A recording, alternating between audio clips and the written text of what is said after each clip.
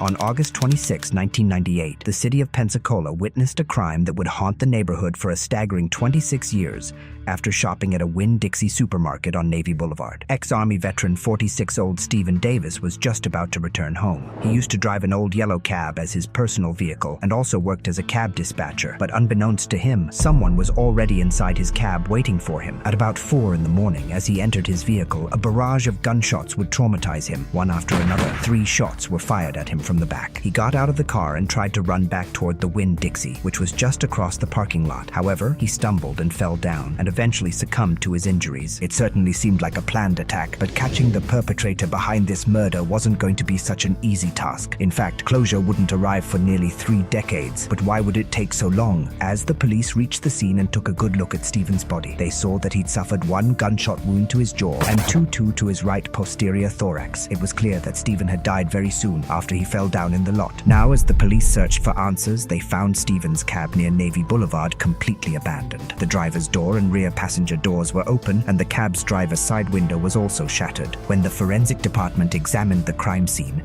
they discovered a bloody fingerprint.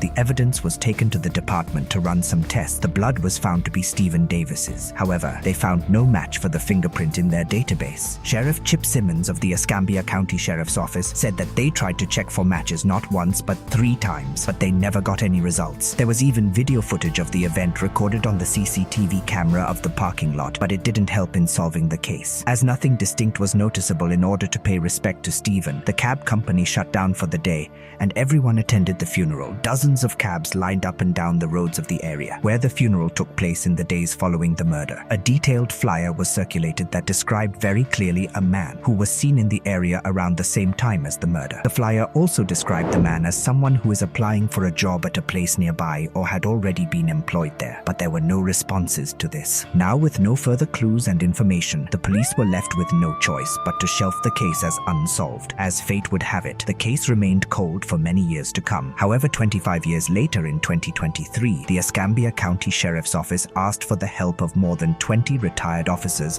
in opening a number of cold cases from long ago, and among the 4 cases was the case of Stephen Davis. There are some cases that we've had DNA, and the DNA shows, one aspect of the case, without getting too many details, one aspect of the case. It may or may not show the person that actually committed the homicide, but it might lead you to that individual.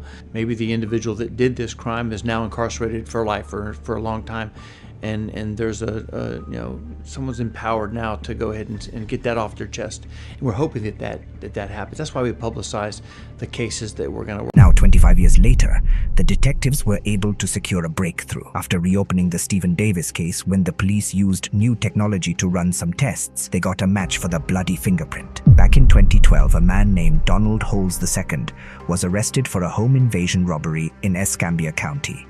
He was sentenced to 20 years in prison in 2014 and had been set to be released in 2032. The fingerprint from that fateful day belonged to none other than Donald Holmes II. Now, as the case continues to be wrapped up, the Escambia County Sheriff's Office said on the morning of March 5th, 2024, that they'd be charging Donald Holmes II with the murder. Stephen's surviving family members, his 2 sisters, commented on the arrest when it was announced. I'm glad you enjoyed your freedom.